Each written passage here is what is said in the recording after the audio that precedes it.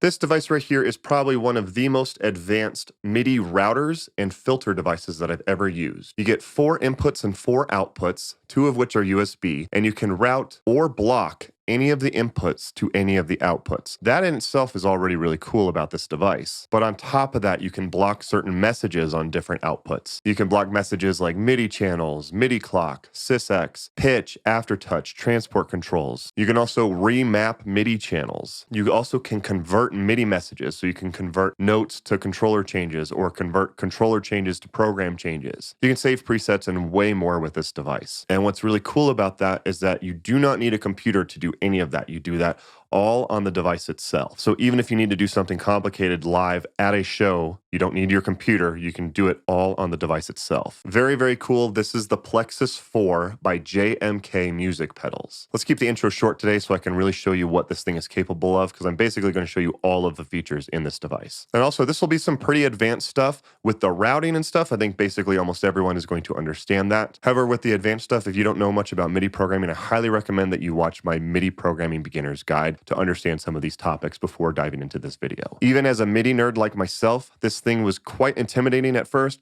but once I started using it and getting the hang of it, it actually makes a lot of sense. So many thanks to JMK Music Pedals for sending this over for me to check out. This is not a paid video or anything like that. All the opinions in this video are my own, but I love this product. I think it's really well designed. And also at the end of this video, there will be a special deal for subscribers, so be sure to stick around to the end of the video so you can find out about that deal. That's enough of the intro. Don't forget to subscribe if you're not already subscribed, and let's go ahead and get started. So here's the device right here. You can see on one side you have 3 5-pin MIDI in ports. On the other side you have 3 of the 5-pin MIDI out ports. And on the top you have 2 different USB slots. And you can configure these to be inputs or outputs, which I'll show you a little bit later. It's powered with a standard 9-volt center negative power supply, which is included. I think I'm going to have to dim the screen quite a bit so that you can see the lights clearly. But this is how it's going to boot up by default. And this is where you're going to do the routing right off the bat. They make this pretty simple to understand. You have your 4 inputs over here, and you have your 4 outputs over here. How would you like to route these? So as of right now, these are routed that input 1 only goes out output 1.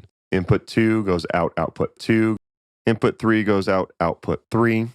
And input 4 goes out, output 4. Remember, 4 is reserved for the USB. That's the standard default setting. What if I wanted to change that? What if I want what's going into input 2 to go out all 4 outputs? This is how I would configure that. In on 2 goes out to all 4 ports. Or I could set it just what goes in on input 2 only goes out output 4, the USB output. On input 3, I could disable that and say on input 3, I only want it to route to output 1, and so on and so forth. That alone is already really cool, but that barely scratches the surface of what this thing can do.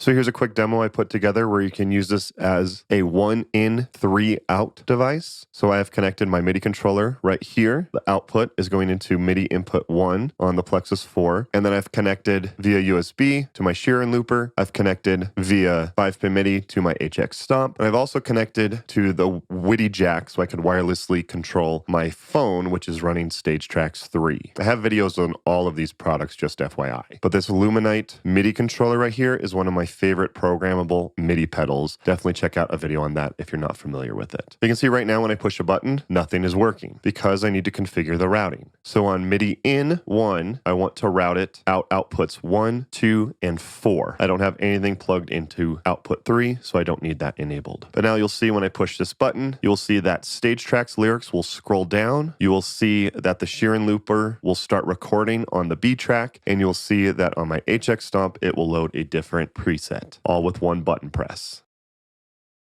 And I can keep pushing it and scrolling lyrics and switch the looping modes on the B channel of the Sheeran looper. Now what's cool is that I can go back in here and I can disable all the outputs except output 1, which will only scroll the lyrics on Stage Tracks. You can see that the Sheeran looper and the HX stomp are no longer responding because I've turned off the outputs on those. That's one of the ways that you can use this as a router.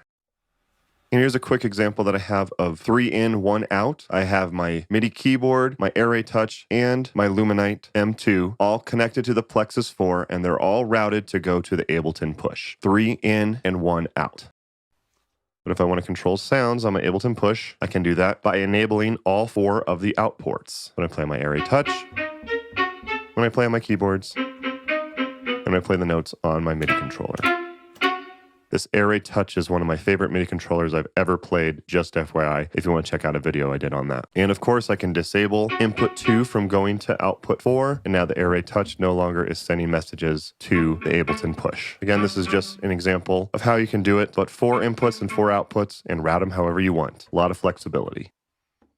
All right, all of that was just the routing. Now let's get into the real deep stuff that this can do. So first of all, you do have a panic button you can see up here. So if channel 4 is just flipping out, I can just hold it and it clears all of the signal that's being sent on that output. So you can see if I have all inputs routed to channel 3, I can quickly hold and hit a panic button and it removes all of them, which is quite nice. So now I'm going to get to the filters menu, and you can do that by holding this bottom right button down here. You can see it says filters. When I hold that, now it gives me the option of what do I want to filter from the outputs. So do I want to filter a message on output 1, 2, 3, or 4? So let's say I want to add a filter to the output 1 of the Plexus 4. I'm going to click this one, and now it gives me all of these options right here. Channel, channel map, convert, transpose, clock division, so on and so forth. There's so many, and I'm going to go over all of them actually. If you make a mistake, you can also just hold the bottom right button in order to exit. And just in general, if you hold that button, it is an exit button. So let me go in, and I'm going to go to MIDI out 3, go back out 4, back out, so on and so forth. But let's go back to MIDI output 1. I have so many different options of what I can change. First one I'm going to show you is the channel. So what channels do I want to block from going out output 1? I'm going to disable 1, 5, 6, 7, and 8. Or I can say I just want to block anything that comes down MIDI channel 1, or MIDI channels 1 through 4. Or basically just make sure that only MIDI channel 1 outputs out of output 1. But if it's red, that means that that channel is going to be blocked on that output. So let me just set this really quick. I'm going to block channels 2, 3, and 4 on MIDI output 1. I'm going to back out, and now you can see that this light is red, which means that something is being blocked on the channel of that output, which is nice so you can remember if something is currently configured in that filter. So here's an example. My HX stump is set to read MIDI messages on MIDI channel 4, so you can see I can change patches and stuff like that when I push this button. But if I go under the filters, output 1, which is what my stomp is plugged into, channel, and I want to block messages on MIDI channel 4, turns red, and now you can see when I push this button, no MIDI messages are going through. If I re-enable MIDI channel 4, you can see it is now sending MIDI messages. Next up is the channel map, so I'm going to click that. Now this first button that you press is what MIDI channel you want to change from, and the next one is to. So let's say on this one, I want to change MIDI channel 1, and I want to change all of those messages to MIDI channel 4. You can see one is red, the other one is green. Red is the MIDI channel that I want to change from. Green is the channel that I want to change to. So I can change MIDI channel 1 to MIDI channel 8, or MIDI channel 15, or MIDI channel 16. Or I can channel map MIDI channel 6 and change it to MIDI channel 8, so on and so forth. Very, very cool.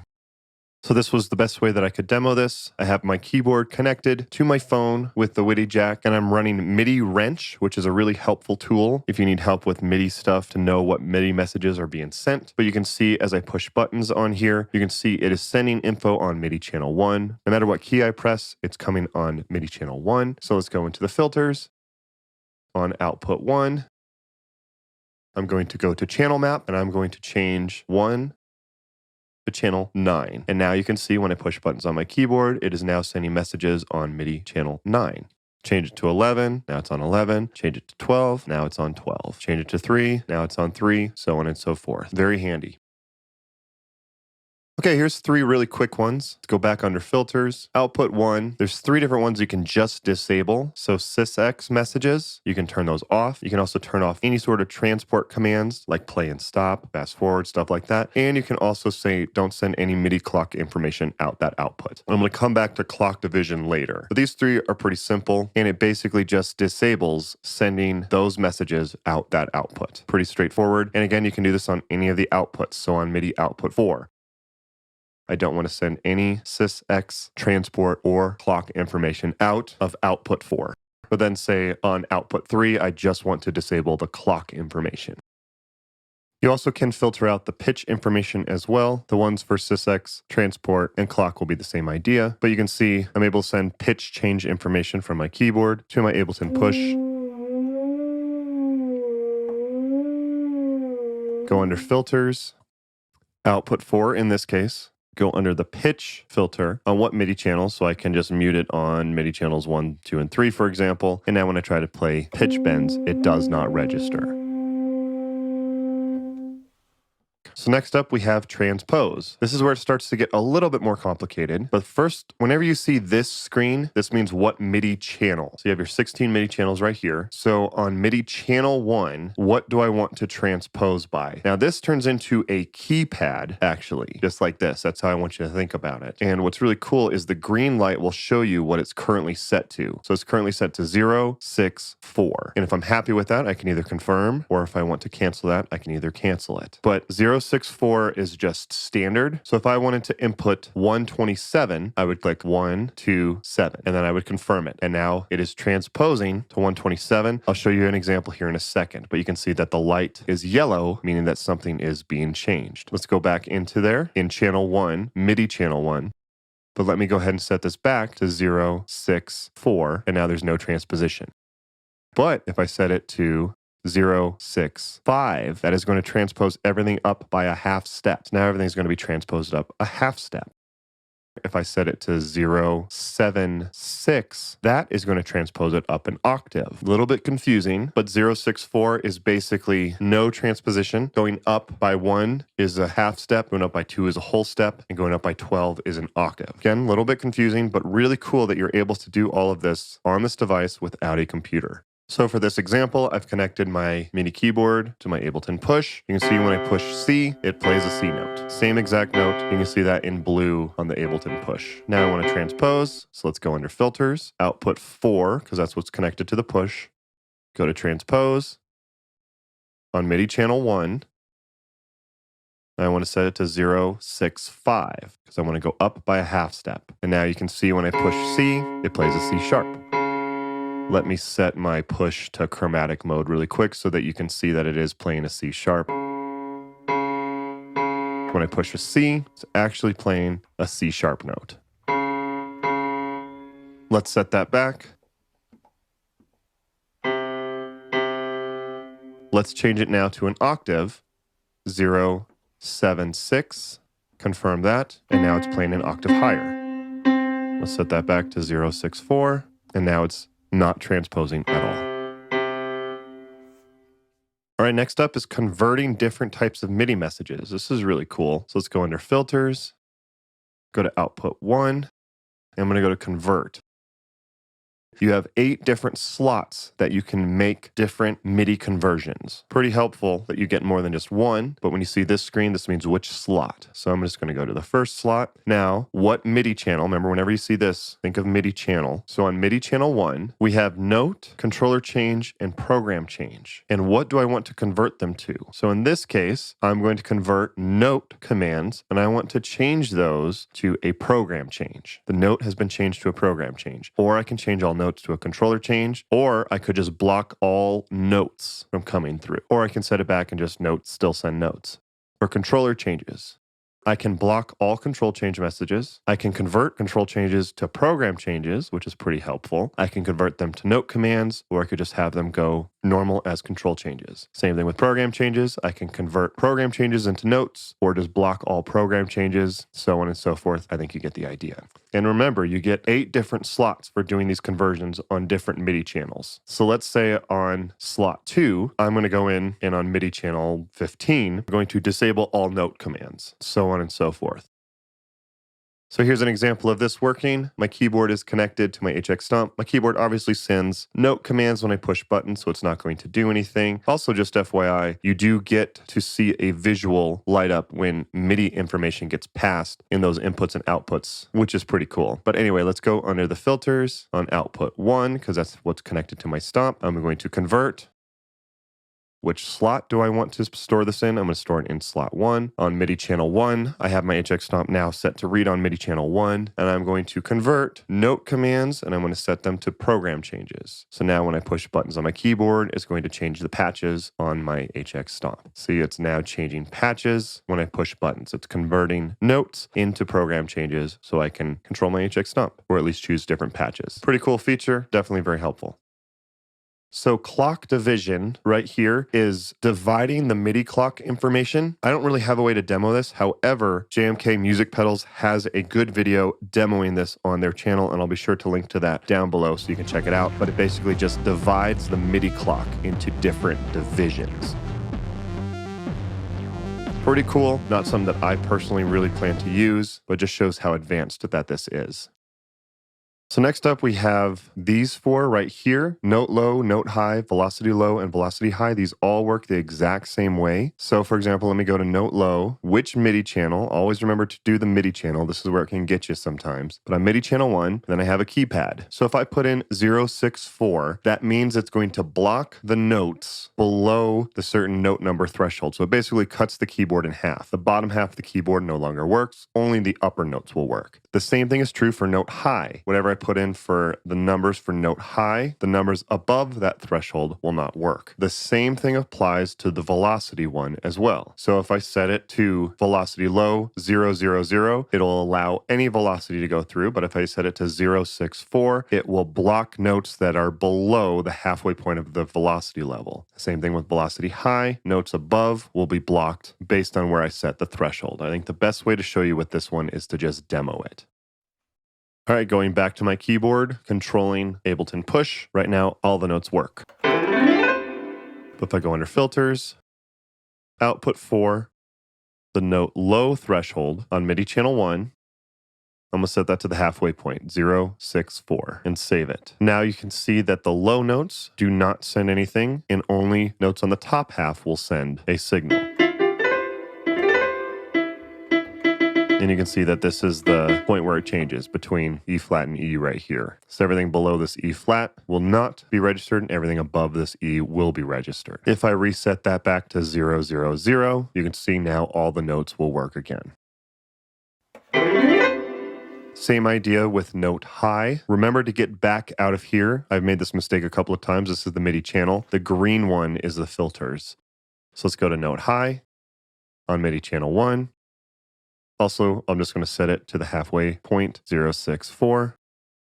Save that. You can see the top half no longer will send a signal, but the bottom half will. Same exact thing with velocity low on MIDI channel 1. I'm going to set the threshold in the middle, and everything below a certain velocity threshold will not come through. If I push lightly, nothing registers. I have to push above the threshold in order for it to work. Same thing applies if I set velocity high. I think you get the idea now.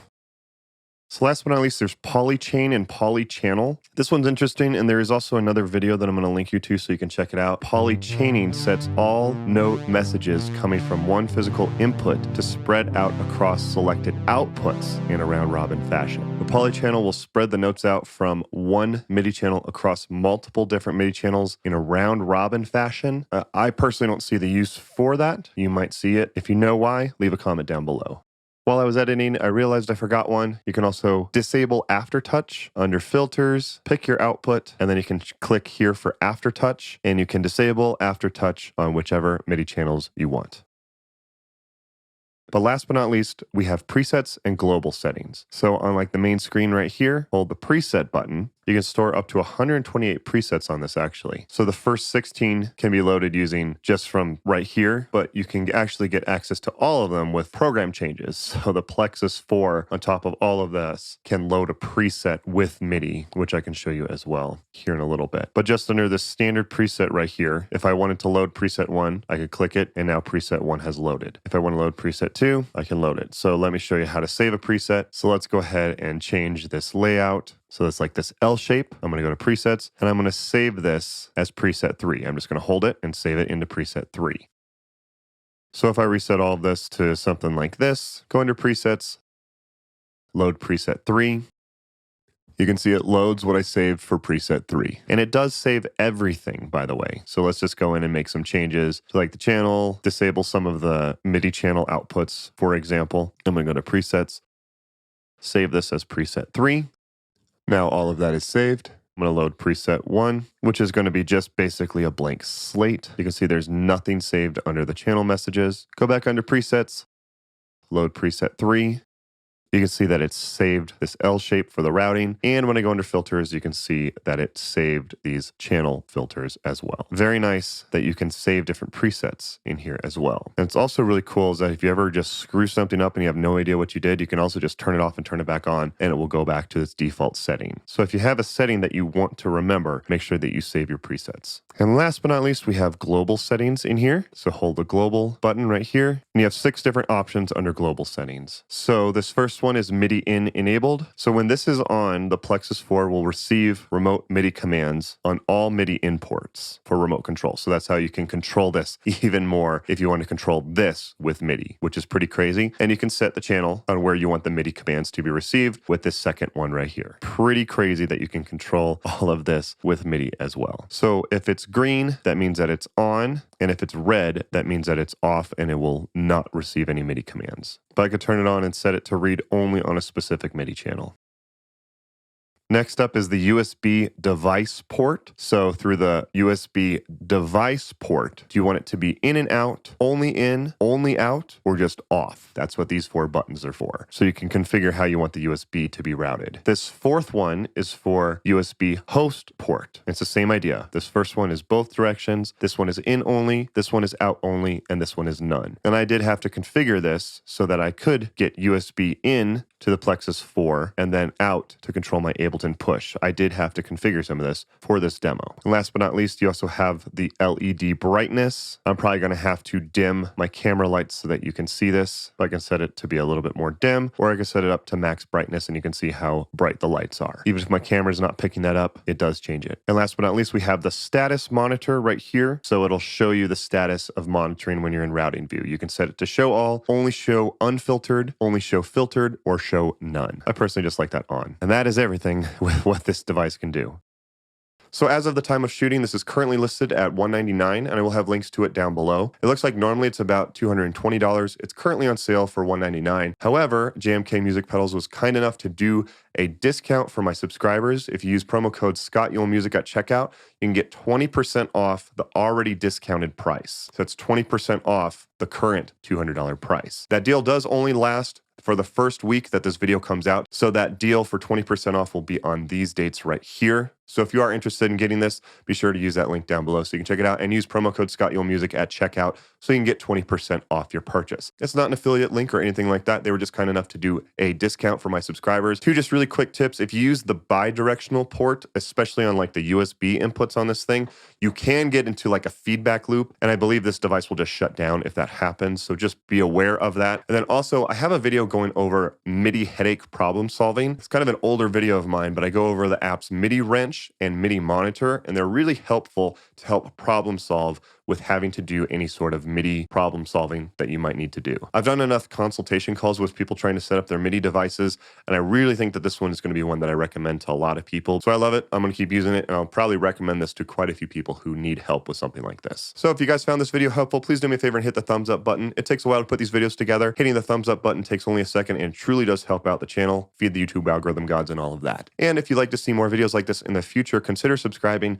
By the time this video comes out, I should be right around hitting 100,000 subscribers, which is just crazy to think about. So I'm truly grateful to everyone for supporting the channel, and I have no words. It means a lot to me that you guys find the video so helpful and how many people have subscribed to the channel. I sincerely appreciate it. 2 other videos of mine to check out. Check out the WIDI Jack. It's a wireless MIDI system that is really, really cool for doing wireless MIDI solutions. Side note, they do also make those little mini MIDI cables that I was using in this demo. Those things are so nice and clean instead of the big, thick MIDI cables that you have to use sometimes. And I'll link to those down below as well. And also that pedal that I used was the Luminite Graviton M2. That's probably my favorite programmable MIDI controller that I've ever used for like controlling gear and stuff like that. You can check out both of those videos on those products by clicking the links on your screen now. Thank you guys again for watching. Don't forget to like and subscribe. Again, many thanks to JMK Music Pedals for sending this over. If you have any other cool gear for me to check out, please leave me as a comment down below.